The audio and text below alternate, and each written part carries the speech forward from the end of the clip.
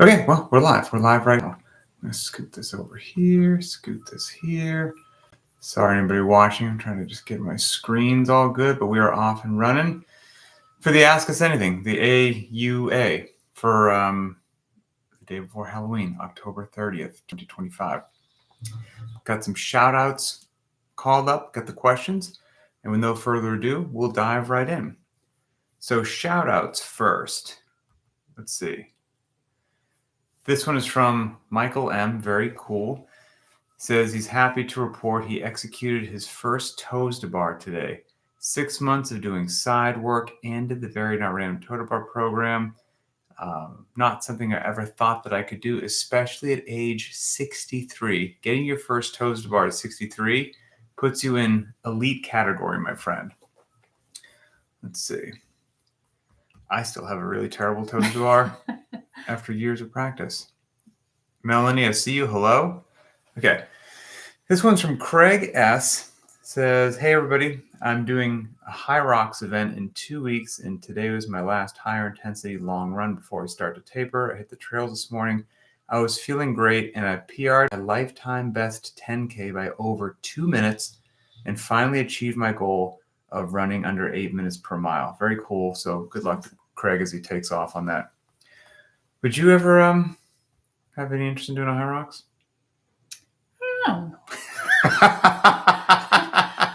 My desire to do competition style things is pretty low.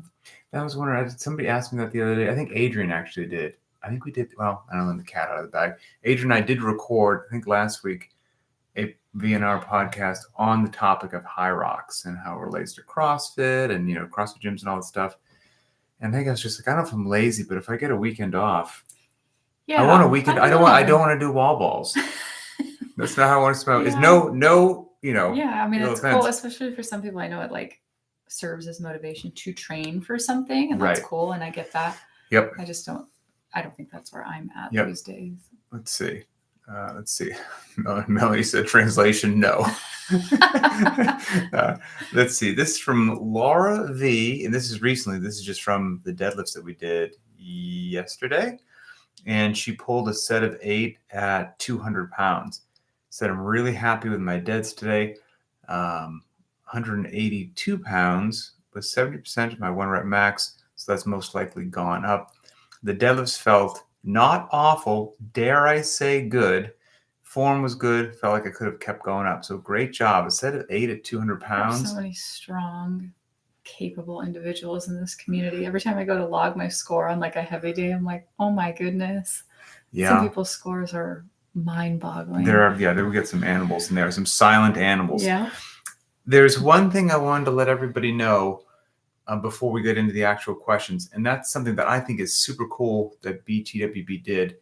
There's this thing which you could have accessed before, but if you weren't super familiar with the app, you might not know how to do it, but it was called the Committed Club. And basically the Committed Club, now I'm going to mess up what it is. I think it was logging 12 workouts either over the course of 4 weeks or logging 12 workouts over the course of the month. It was 12 workouts. And if you did that, if you hit that 12 workout mark, let's say over the course of a month, you got in the Committed Club, and which I think is a huge deal. And they're making it a lot easier to see. So as soon as you go in now to your app on the very home screen, there's something which says Committed Club, and it will tell you how many you are, like you've logged this many out of 12, and a little green bar will start to go across, and you'll know when you hit it. It's near the end of the month now. So I've logged 12, I logged 18 so far. I'm terrible at logging. I didn't miss any workouts this month, but I do miss logging. And you can see maybe a little green line going across. That'll fill up as you get towards the 12 workouts. So then I think what you're also going to get is at the end of each month, and I hope I'm not wrong when I say this, not only that Committed Club banner, which is really cool, but I think it will give you a breakdown and summary of what you did, when you PR'd, how many of this, how many of that. And so you'll get this really cool visualization each month of the work that you've actually put in. So check that out. Update your app if you haven't, and I think it will be really cool. Because in all honesty, I'm already off on a tangent, I'm sorry. But Greg Glassman used to say this thing at level 1s, and it was pretty darn accurate. He kind of used to say, pick whatever you want to get better at, even something that you don't think a physical fitness program traditionally would get you better at. Like, okay, I want to be fitter, faster, stronger. I want to have more energy. I want to, walk taller because I have more self-confidence. He's like, put whatever you want. And I'm here to tell you that like working out, doing CrossFit will get you that thing. Well, I would also say not only that, but whatever your goal is, you're not going to get there without being consistent. It's like I'm a huge fan of the consistency club because whether you want to just run around with your grandkids, you want to get more strict pull-ups, you want to do a high rocks event, like consistency is going to be the key. So I love that they've kind of put that front and center there. All right. I shouldn't have run my mouth because she's got to get out of here at a certain time. And so I kind of rearranged the questions today to be out of order a little bit to make sure that I take advantage of her being here. So the first one I think is a great one personally, and I think it applies to everybody. This is from Ike N. It says, firstly, a huge shout out to all those beasts in Linchpin. Good on you. I think this is from the deadlifts that we did yesterday, just like you were saying. He says, secondly, can you discuss how people can give themselves grace and realize that not every day is a PR day? That some days we're stacking our own bricks, bricks in our fitness wall, and it may sometimes seem like nothing is progressing, but then suddenly a workout rolls around and maybe it's a repeat and boom, you crush it. For me, evidence is in my strict pull-up capacity, which has skyrocketed since joining Linchpin. Some things aren't what they used to be. I'm 14 years older when I started this. I believe Ike is just north of 55, I want to say, maybe 56, 57 years old. I'm probably never going to run a sub 25K again, or maybe hit a 315 back squat, but that doesn't help me from stop training to be the best I can every day. So basically, any suggestions for people giving themselves grace, realizing that you're not going to PR every day? You've been in this fitness game a very long time. Yeah, I don't know. Maybe it's just the mindset around working out. For me, I will probably never PR again ever in my entire life. I actually hope that I can't imagine that I would in comparison to when I was training so many hours. Like a games athlete craziness. Oh. So if I'm comparing my numbers to those, I feel like if I am, then that means I wasn't training hard enough then, in all honesty. So I don't know that I'll ever PR again. I never even think about PRing, to be really honest with you. Working out for me is just another like mundane thing that needs to get accomplished in my day. And just getting in the gym and getting a workout in is enough for me. But that's my mindset around working out. I don't know that I like really need to PR. Well, clearly not. No, I mean, and like for me, it's like, for what? To just say that I can do X, Y, or Z a little bit more. I don't know. Do you ever look up an old time and a repeat workout or check it before? Like I never check things before, but certainly when I log things, then I'll be like, oh, that was less than last time or more than last time. But I don't ever. But you don't kind of care. I don't ever care. And I think that's part of me also like taking the pressure off of working out. I feel like if I was living in that stress of like, I have to PR, then workout becomes very stressful and it becomes a very, I don't know. Less enjoyable. Yeah. And it just becomes something that I've almost like put on a pedestal instead of just like, it's like the same as doing the laundry. It's just something that has to get done in the day. So I do it. And I also like am wise enough, I guess, to look around and know that I'm doing just fine compared to my peers at 44 years old. Right. And what I'm doing and how much fitness I have is fine. I don't need to clean and jerk 220 pounds. I just don't. And I'm not willing to do anything to my body that could potentially injure me to get to those numbers. And if you stick around this game long enough, and that's different for each person, and it depends on how much physical capacity you had when you worked out. Were you coming from a sedentary lifestyle? If so, it's going to be raining PRs for a really long time. Were you an athlete? Then you started CrossFit. Like it's still raining PRs, but probably not for quite as long. But no matter what, if you don't stick around for weeks or months, if you stick around for years or decades, I'm in now 2 decades into doing CrossFit. I've probably done Helen 75 times. It's unlikely that I'll ever PR Helen again. That doesn't mean Helen doesn't have value. I'm probably never going to PR my 1 rep max deadlift ever again in my life. Does that mean the deadlift doesn't have value? Clearly not, right? And so those benchmarks will come around, and I will just properly apply myself with the appropriate amount of intensity that makes sense on that training day based upon how I'm feeling, everything else that I've done. And the weight that I lift, as long as it's appropriately challenging for that day, is the weight that I lift. That my time on Helen, if when it's over, I got my hands on my hips and I'm breathing heavy, I'm like, oh, that sucked. Helen was properly executed, like whatever the time was. And, and Ike, you're right, because every now and then I do that. And even after all this time, I will surprise myself and be like, you're kidding. Lifetime PR, like, wow, like I did not see that coming. They do occur every now and then. But it's kind of like, again, if you stick around long enough, and then just on top of that, Father Time remains undefeated. If you want to be the 70-year-old that's still pushing hard, that's still trying to see how many burpees they can do in 2 minutes, that's still trying to do some strict pull-ups, that's still trying to back squat, and you've been doing it since you were 30, you ain't going to be PRing, but you're going to be back squatting and burping, and you're going to be a literal gladiator Viking compared to all your 70-year-old counterparts. And so, if you just stick around, it's like a pyramid, right? There's a whole base of people that show up as a New Year's resolution. We're about to see that real soon here in a few months. And then with each month that goes by, they wither away. And then as the years go by, if you're at the pinnacle there, you've been doing this for like quite some time, you're an elite company because you're just showing up. And again, that actually links back to the consistency and all that. Well, and I think that's so important, right? The consistency piece. And I think if every time you show up, you feel like you have to PR or burn it down, I think you can only do that for a certain period of time and then you gas out. And so if you want to stick around for a long time, I do think you have to allow yourself a mental break from time to time too.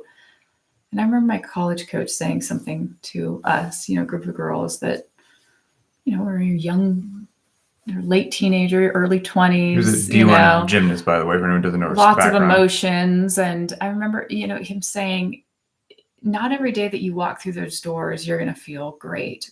But what I'm asking is that you give 100% of everything you have for that day, which might only be 3%. Maybe you didn't sleep well. Maybe you're sick. Maybe you're whatever you're dealing with. Give 100% of what you have. And I think right there, you've achieved the goal.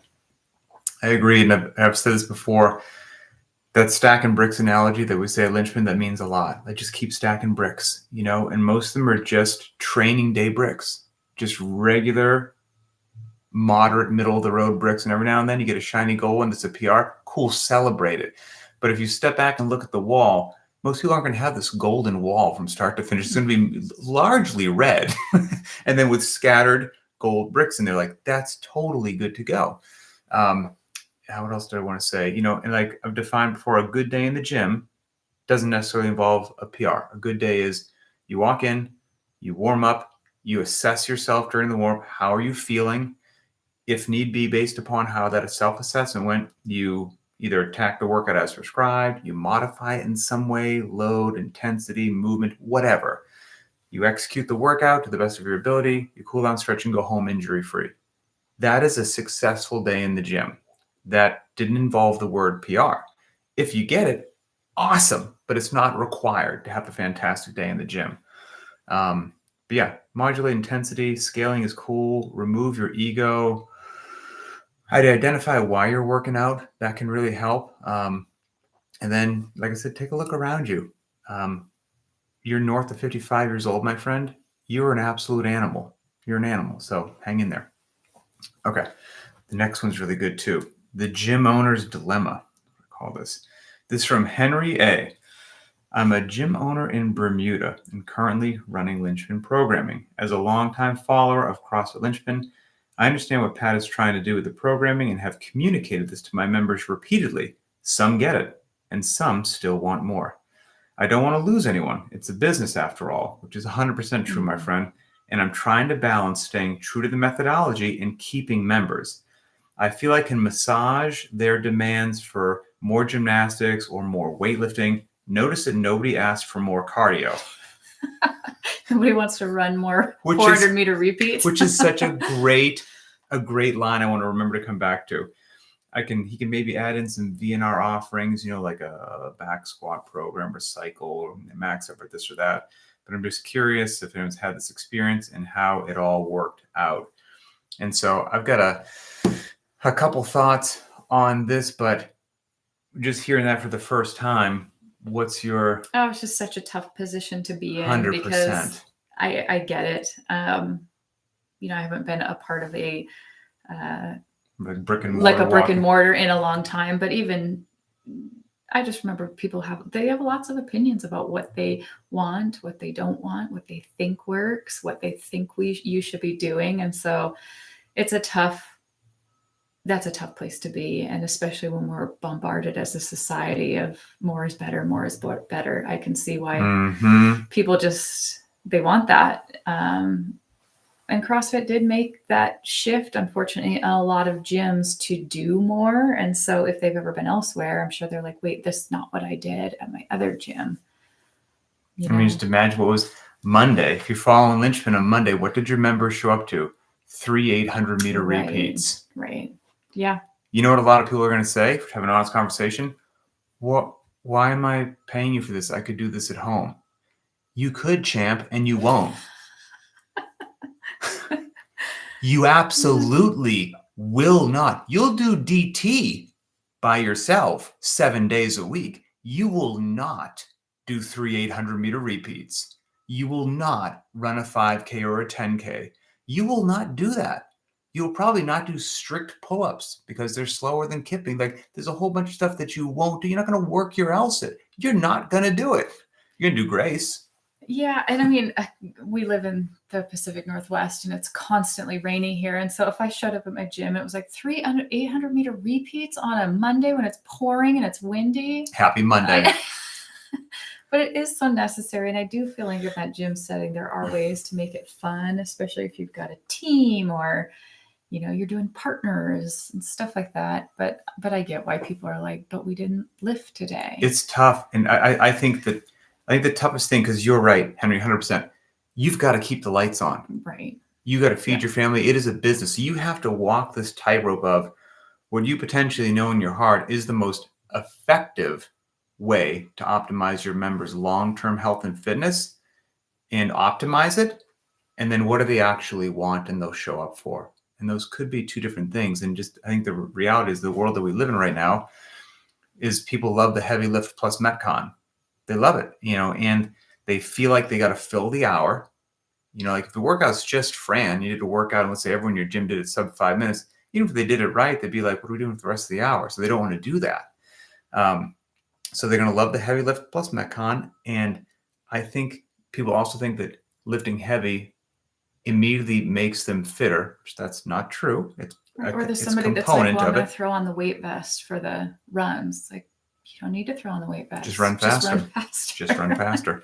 But I do think, where was I going with that? The tough thing about the affiliate setting, in my personal opinion, is you don't know when people are going to show up. And so if you have, let's say, a classic heavy day each week and then a heavy day at a high heart rate, there is a real chance that this person missed both those days. They showed up the 5 other days. And then they did that through bad luck next week too. And now 2 weeks have gone by and they haven't lifted heavy in 2 weeks. Well, that's not good, right? So they get all these Metcons, but they're missing that out. And I think gym owners were like, well, what if just every day we did a heavy lift and a Metcon? Is that optimal? I believe with all my heart, no, or that's what I program. Because I can do whatever the heck I want with Linchpin. I'm my own boss. So I don't do that for a reason. I don't think it's optimal. I've got a lot of data and people telling me that it's not. But I think that, like you're saying, the needs of the physical location setting are a little bit different. And I feel fortunate and blessed that that's a culture we've been able to create at Linchpin, where most of us work out in our garages. You can control your own schedule, and that actually allows me to just present to people what is actually the most optimal recipe to have success with your strength and conditioning and your fitness, and people can execute it. But owning the gym, like you said, is a bit of a different deal. And so if you can communicate this with your members, great. But if not, you are running a business and you may have to sprinkle in a couple, heavy sessions over the course of the week to make sure that people aren't missing them if their schedules do get weird, or even though it's not ideal and it's not going to optimize their fitness, like you need members to show up so that your lease gets paid, so that you put food in your kid's belly, and that's a really tough place to be in. So I do love actually Strength Plus Metcon for a different reason, because it gives me a never-ending pool of people that eventually come to Linchpin. Because I'm not even lying, because their knees, back, and shoulders get so beat up. Go to the Linchpin YouTube channel and watch all the videos I've done, which I entitled Confessions of a Program Hopper. And all of them tell that exact same story. Thought that more was better. Thought that if I lifted heavier day, I'd get stronger.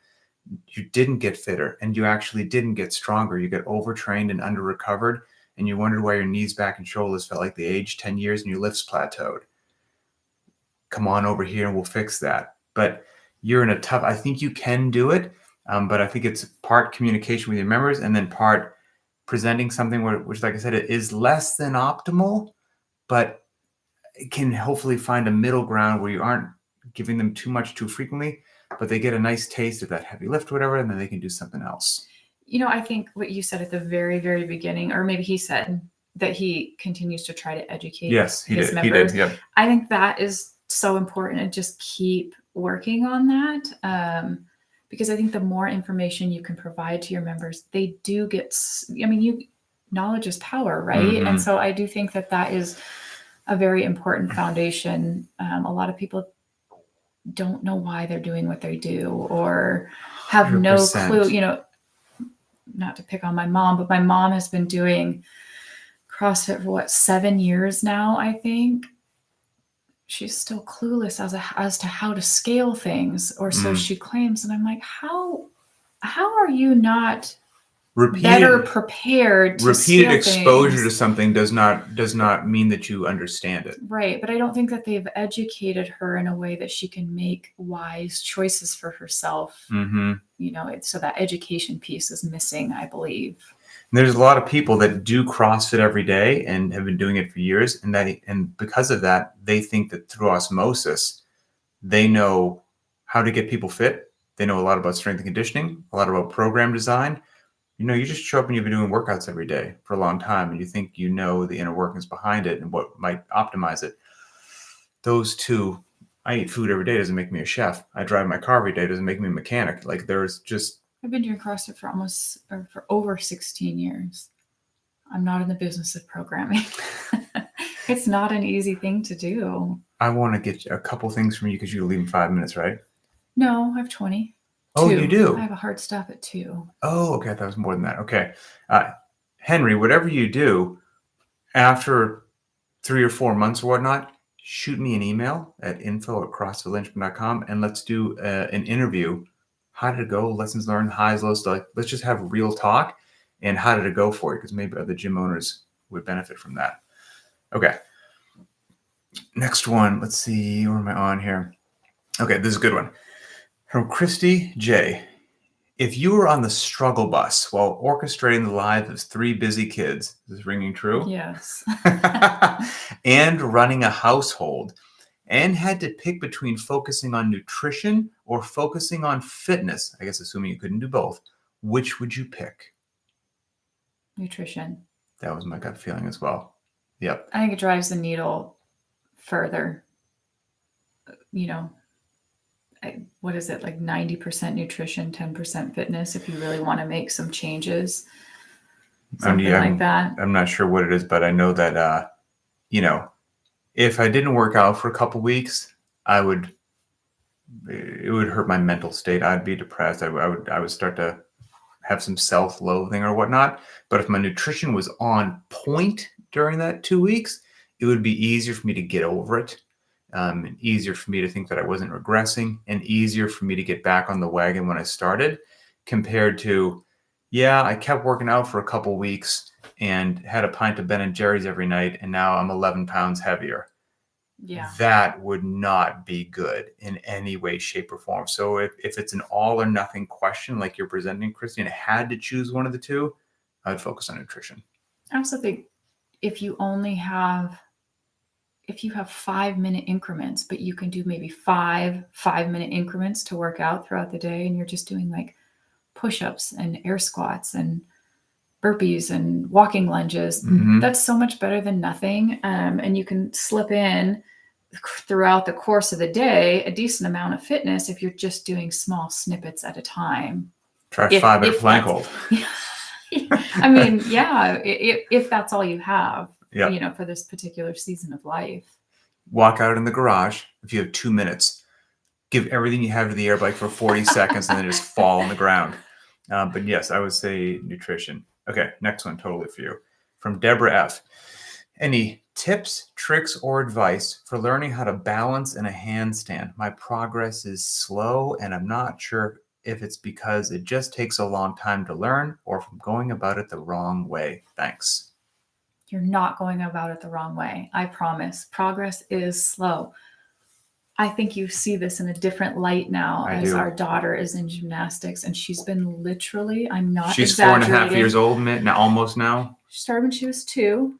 Wow, has it been that long? Yeah. Wow. I think she was 2.5 now. Okay, she's so 4.5. she's been there a couple she's been there years. for 2 years. Wow. She has done the exact same thing on every apparatus for 2 years. Every week for 2 years. Every week. Once, it's once a week for 40 minutes. For 2 years, she is just now starting to kind of understand the very beginnings and basics of body positions. That is enabling her to now, she can almost do her cartwheel. She can do a handstand upside down, like a wall walk. Like a wall walk. Yeah. But you've got to do things correctly. If you are kicking up into very crappy positions, you're going heels to the wall and your back is in this giant arch and you've lost your tension, it's going to be really hard to make forward progress. You have got to make sure that you are starting small. You're going, stomach to wall, maybe doing a wall walk and starting there. And then just trying to get higher and higher and higher until you're completely vertical. Now you're not going this way. You're completely vertical. Everything's stacked over the top of your shoulders. And then you're pulling your toes and seeing if you can balance and pulling your toes.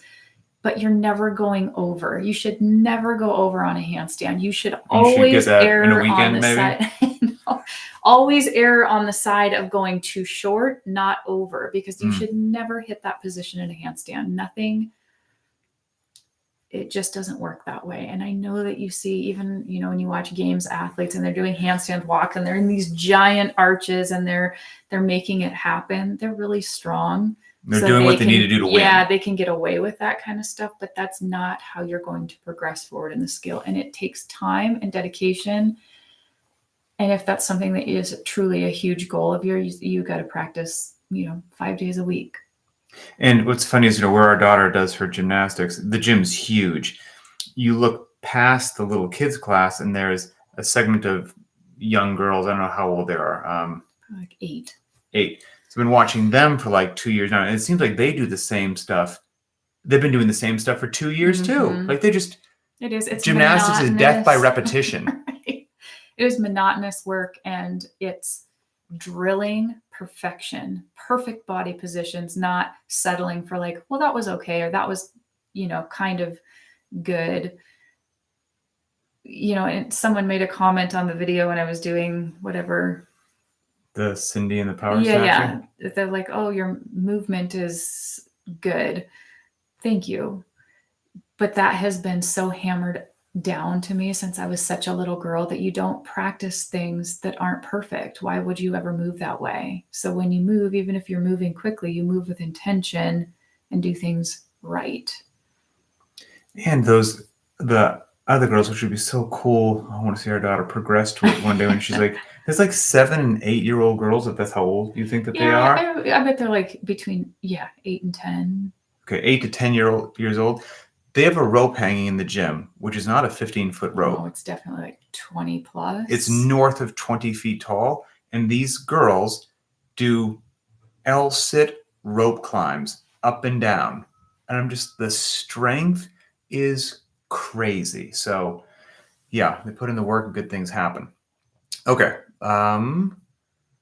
From JP, my wife and I are going to visit Australia for a month in December. Any tips for managing fitness while away? So this actually relates to somebody else's question, which I think is like fitness while traveling. I had a resource to check out on that, JP, and I'll remember the other question when we see it. Check out Varied Not Random episode 230, and that's 3 days of hotel workouts. That's hotel workouts, but general tips for fitness, we've touched on this before. I'm more of a fitness on vacation. She's more of an enjoy the vacation. I like to do a little bit of both. Sprinkle it. I don't want to, if we're there for a week, I'm not going to not work out for a week, but I don't need to work out for 5 days in a 7-day period. I do. And I've said this before, I do as much for my neuroses about my physical capacity as to just between the ear stress relief.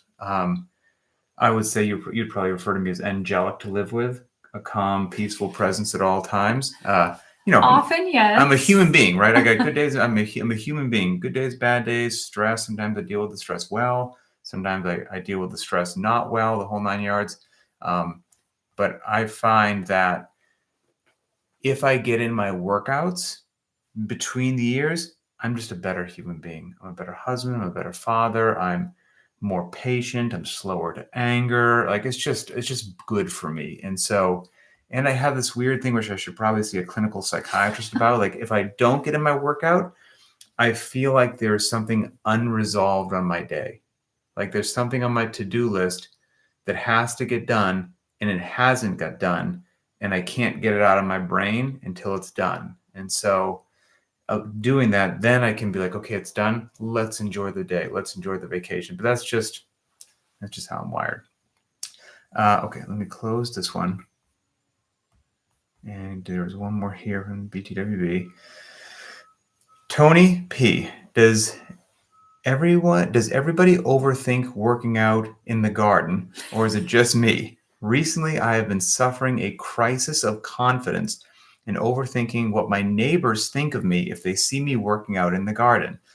This is incredibly stupid, and I know that, but it has really been playing on my mind lately, and I just wonder if this is common or just my overactive, over-worrying brain. So she's working out in public and curious as to, obviously, what could the neighbors think, bothers her. I think that's common. We live kind of in a little bit more of a remote area, but we still have neighbors, and I'm still sometimes self-conscious because we've had neighbors stop us before and be like, what are you guys training for? I'm like, this is just what we do. But I get that. And I like to take stuff like dumbbells and stuff to kids' sports practice with me. And we'll go find a corner where I'm not embarrassing my children, but we'll go like outside into the field or, in a stairwell or something. And I'm embarrassed sometimes when people see me. Mm-hmm. So I get that. We shouldn't be, right? We should normalize fitness, normalize health and wellness, especially trying to make the most of that time. So we shouldn't feel silly, but I understand that sometimes you do. Tony, I'm right there with you. 100% right there with you. I don't know what the right word is, but if I'm working out and I know that other people are watching me and they're not working out also, they're like sitting on their porch reading a book, like it does bother me and I feel self-conscious and I avoid it at all costs, so I'll stay in the garage. If I go to the driveway, somebody might see me. I'm right there with you. And I don't know where that came from. This might shock people. Probably won't shock you. There's a large part of my role here at Linchpin, which is forward facing. And a lot of stuff I've done in the past has been forward facing on cameras or in front of live audiences or whatnot. Believe it or not, that is not a situation that I crave. Like I'm kind of more private than public, to be honest with you. And so like public attention and eyes, I don't seek that out. I don't crave it. If we're going to a party, you'll find me against the wall. Like I'm not lying, right? Like no, it's just private is a good. Sometimes I'm like, you have to give somebody a little bit more than just a snippet. You gotta. And this was tough for me, like back in my days when I worked for HQ and we do the level 1 seminars, because we'd be doing the seminars and then traditionally on Saturday the trainers would work out during lunch. It's really the only time that we have. We don't want to get to the seminar early. When the seminar is done, you want to, go and get dinner or whatnot. So you work out during lunch. And there'd be a lot of people that brought their lunch to the seminar. And so while we worked out, the participants would just watch us like zoo animals. They would just be munching something and you're there doing like thrusters. And every time you look over, there's somebody eating a sandwich. Well, no, heaven's not a sandwich at a level 1 seminar. Some, a grilled chicken breast and a zucchini. But they're eating something and you're just there suffering. And so for years I worked out with this audience that was not an audience that I sought out. It was just there. And so I think that even helped me now. I don't like working out. And every now and then when I record a workout video for Linchpin, it's in order of it takes discipline for me to do that because it's an uncomfortable experience for me to do. So I'm right there with you, Tony. Anything else on that? I don't think so. Okay, let's see. Let me go back into here. From John W. What's your go-to ice cream? Ooh. Now we're getting into the good questions. The heck with this fitness crap. I feel like maybe this is an East Coast thing because I think I had a conversation with my dad that maybe these shops are on the East Coast. We don't have them out here. But Jenny's is my new favorite ice cream brand. I feel like I just found it in the last 6 months or so. It's delicious. I wish we had a Whole Foods closer to us because I think they have way more kinds. We live in the sticks. So I'm limited. Maybe there's only a couple flavors at the grocery store, but I think they have a lot of flavors. I don't think the last couple of times I've got you ice cream, it has been Jenny's, but I don't know if I've had so good Jenny's ice cream yet. Is it the actual for example, if they made the same flavor as another brand, is it their recipe is just better, or do they have unique flavors that you can't? Flavors. Okay. I don't think you can find them in other things. We also don't have a good ice cream shop in the area that we live, or good anything. We have a good sandwich shop. We don't have any good steak place, independent mom and pop. Everything here is chainy, unfortunately. So the ice cream, if you want ice cream from a store, you go to Dairy Queen. That's your only option here in the place that we live. So the grocery store is typically always just where we would go. Yeah, ice cream. My favorite to get to yours, John. So today was a cheat day for me. I had some carrot cake and some M&M cookies. They were delicious. I don't do the ice cream as much as I used to because it just doesn't treat me so well. But if I did, and you've actually said I need to start making some homemade ice cream again. Yeah, it's so good. It is so good. And the flavor that I would make, and I don't know if a brand makes this, just a vanilla ice cream with pieces of chocolate brownie mixed in, M&Ms, peanut butter swirls, and caramel.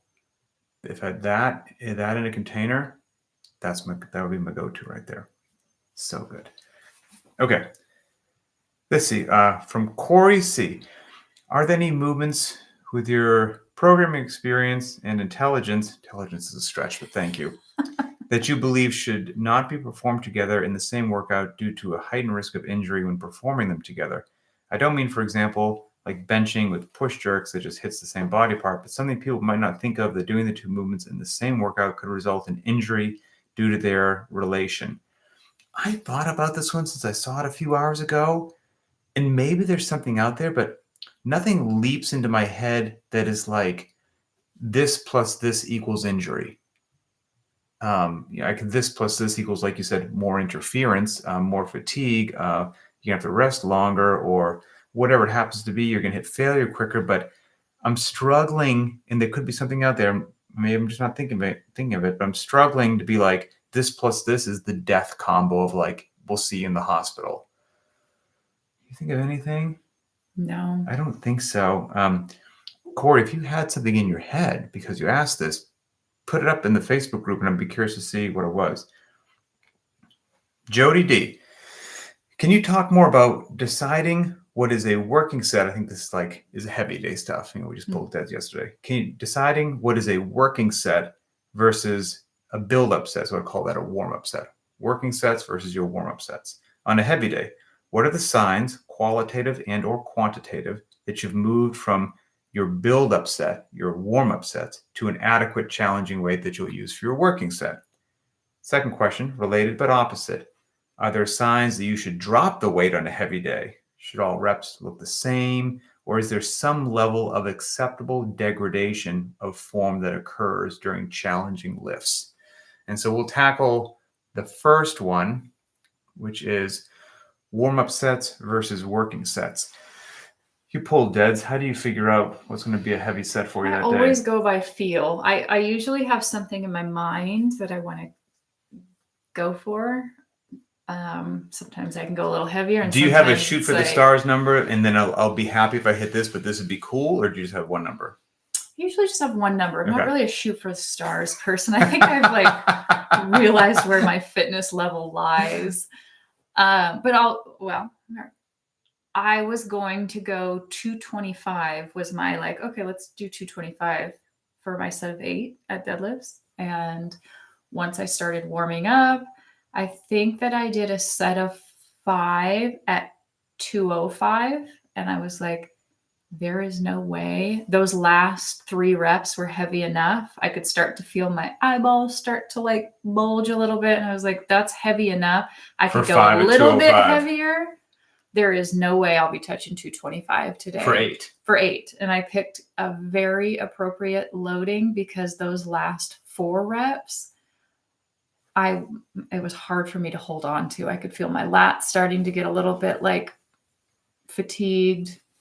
My forearms. So what did you go with for loading? I ended up stopping. I did 215 for a set of 8. Okay. So I just go by warm up. And once those last couple of reps on a set of like close to, so I will never, this is just me.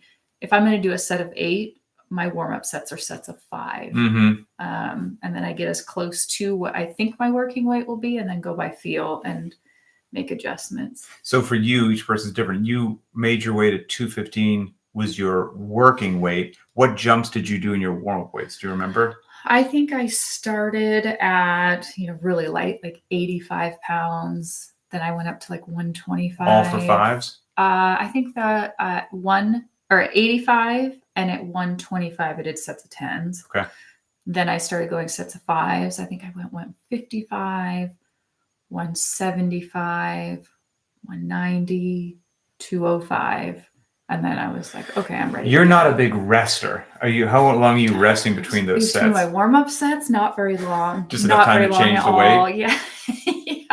Yeah, I know that's what is recommended and what, all the science like supports. I never feel good when I rest long periods of time. If somebody says rest 3 to 4 minutes between sets, I actually can't do that. She disregards that immediately. 2 to 3 minutes tops.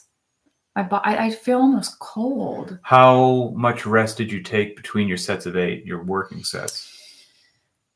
I think 3 minutes. I didn't time it exactly. Okay. I just it was 3 minutes. No, it was 3 minutes because I was checking my watch. And so I said, you can't start before this time. You can start after, but you can't start before. So I'm with you. My short answer, Jody, is I'm very much I pay attention to my body in the warm-up. How do I feel? Because I've had both days where I walk into the gym like today's going to be a bad day and the weight feels good. And it's one of those shocking days like getting back to Ike's question and the weight's going up and the PR bells are ringing and I never saw that coming. I've had the opposite. I feel good. And then the weight feels like it's glued to the floor and everything in between. So I pay attention to the warm-up and I do have a number in my head when I'm walking in.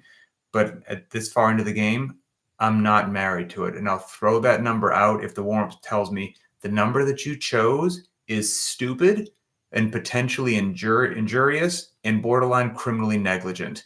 I will not worry about it and I'll knock it down. The other thing you could say more mathematically based is there's certainly like percentage charts you could do. And we provide under the notes for any particular workout, we'll give you some recommendations of like a percentage of your 1 rep max. And I think we said on the 8s that it would be like 70% or above would be like, a challenging lift for you. So, you're in the 70 to 80% of your 1 rep max. That can be a good way to help establish what your working weights might be as well. But like I said, I go by the warm-ups. And then, bar speed's a big indicator. The bars, I don't know if you can hear that, but the UPS guy just came to our door and our Halloween door camera went off. Scared the daylights out of me the other day. Bar speed's a good one. If you're feeling good, the bar is moving at a good speed, and if you're doing something like a single, well, that might be slow because it's heavy, but if you're lifting like an 8, bar shouldn't be slow in rep 1. Like it will get slow, but rep 1 shouldn't feel like the world just ended, So I would check out some of those as well. And then what do you do to make that decision as to, I'm going to go down in weight, I've made a bad decision? Yeah, I'll use squats. If I am squatting and that first or second set, my legs are already starting to feel jello-y, or especially in my inner thighs, I'm like, nope, because I need to be able to walk tomorrow, or I do not want to get hurt, or if I can feel it like deadlifting, if I can feel any sort of tug in my low back, just like, nope. 100%. And I'm totally fine. I don't like, oh, so disheveled. I'm like, it is what it is. There's no disappointment. No. Live to fight another day. Yeah. I mean, getting injured for ego or for Instagram or to get a lightning bolt in the BTWB app and then you don't train right for 4 weeks, no, thank you. So no, I'll try to keep my mechanics as sound as possible, realizing that, you use the word slight degradation. People could say, what does that actually mean? I think anybody who says they don't experience a slight degradation at like near maximal lows has told you a lie. Slight degradation doesn't immediately mean injury. That's just not real life. Okay. Use Nash as an example. Our middle son is working out very consistently right now. And he did the deadlift workout on Tuesday. And he went heavy, the heaviest he's gone in quite a while, I think. And his last 2 reps, his back started to round ever so slightly. But he wasn't hurt. It wasn't dangerous, but his form started to go because it was heavy for him. Mm-hmm. And that happens to most people. He wasn't sore the next day. There is, of course, a line that is tough to define as to what you wouldn't want to cross, because we're agreeing on the term slight degradation. Gross degradation, right. Stop, drop the weight, don't continue, like make a smart decision. But most people are not going to look like a rock solid statue from rep 1 to rep 8 or something like that. Or if you're doing a 7x1 and you're pushing the limits of your capacity, you're probably going to have some speed wobbles a little bit as you push the capacity. But we're not talking car wreck stuff. We're just talking about you're tapping into your threshold. That's a very realistic thing right there. Okay, let's see. Do you have to go? Yep, no worries. Okay. Bye. This was from Brian Thomas. Okay, Brian T. And this relates to the question that I answered earlier. I travel a good bit. Assuming I can't access the limited equipment option, which is the dumbbell workouts, what are 3 hotel workouts that I can have at the ready, assuming dumbbells, pull-up bar, most hotels have a treadmill, et cetera, et cetera. So yes, Brian, check out Varied Not Random episode 230. Let's see. I think we've just got one question left here. So this is from Patrick S. Let's see. I've noticed the midline work not programmed as frequently as all other movements. So I guess you're saying, like squatting, pressing, deadlift, or whatever. I would say gross movement patterns. And when I think of midline work, I think mostly of eccentric and concentric work, such as sit-ups, knees to elbows, etc., in contrast to other types of midline work, hollow rocks, planks, and L-sits. How and when do you determine to put the midline into a daily workout? And do you see a difference between the concentric, eccentric type of midline work versus the isometric type of midline work? So I guess the short answer to your question is yes, a difference of midline work of, the eccentric, concentric, and the isometric, yes, versus some of the static isometric holds. That does play into, what we're doing that day. And you're right. You're not going to see midline work as frequently as the other gross movement patterns, whether it's, passing below parallel, flexion at the hip, pulling off the ground, pressing in various directions, locomotion, all that good stuff right there. And the short answer for that is that midline work is baked into every single solitary thing that we do constantly, nonstop. However, squatting is not baked in to everything that we do. Upper body pulling is not baked into everything that we do. Pressing is not baked into everything that we do. Metabolic conditioning is not baked into everything that we do. But I mean, I don't even think it's a stretch to say like midline is baked into like darn near everything. And so a lot of times adding additional midline is not necessary at that point in time. And midline, with regards to like CrossFit's definition of midline strength, which is resisting flexion of the midline, trying to keep it in a beautiful neutral spine as all sorts of forces are trying to degrade that position. And we do that through darn near every movement that we do, and the movements that you mentioned, Patrick, as well as those isometric things as well. And with regards to programming, considerations I might have is, let's say I wanted to throw in something like an abdominal movement, but maybe there's something else in the workout that it doesn't make sense. Okay, so there's pull-ups in the movement. Now I could put pull-ups and knees to elbows in a workout, and we have. But that would be an intentional decision to get in some other midline work while creating intentional interference because the musculature involved with doing knees to elbows is going to make the pull-ups harder and vice versa. Whereas you could say, if you're doing just some kipping chin over bar pull-ups, I could do something like an L-sit or a hollow rock or something like that. And while those do have a demand that will play into the pull-ups, not as much as the knees to elbow. Or you could see how a rope climb paired with the knees to elbow would be a lot more of a high level of interference. This is rope climbs with your legs, than doing a rope climb paired with an L-sit. It would still get you into midline, but it wouldn't have anywhere near the interference had I paired a rope climb with the knees to elbow, et cetera, et cetera. So all those things kind of come into play. And there's a whole bunch of midline work that we do want to make our way through, realizing that all of it is important. But then the other factors that have to come into play is what else do we do that week? How taxed do I think the midline is going to be from some other things? And do I want a high or a low degree of interference kind of based on some of those things I said a second ago? But, we've got, looking at a list here, things we want to hit. Ab mat sit-ups, GHD sit-ups, toes to bar kipping, toes to bar strict, knees to elbows kipping, knees to elbows strict, V-ups, hollow rocks, L-sits, side plank holes, dragonflies. There's a lot to go through there. And then if you think about just what are we doing that is demanding a midline stabilization, aka doing some abs, if you will, but they don't look like traditional abs. Today, as we record this, it's the 30th. Tomorrow, we're going to have L-sits. Okay, so Friday, October 31st, spoiler alert, we're going to have some L-sits. So there's some midline. On October 29th, yesterday, 4 sets of 8 deadlift. That's midline. Tuesday, October 28th, we had a 40-meter lunge with double kettlebells in the front rack. That's midline stabilization. Monday, October 27th, the day before that, 3 800-meter repeats requires midline stabilization. Saturday, October 25th, 7 sets of 2, full squat, clean and jerk, midline stabilization. Wednesday, October 22nd, we had more deadlifts and handstand walking, midline stabilization. Tuesday, October 21st, we had 50, 40, 30, 20, 10 sit-ups in the workout. There's some classic, ab stuff. One day before that, Monday, October 20th, 2, 3, 5, 10, 2, 3, 5, 10 of max effort back squats.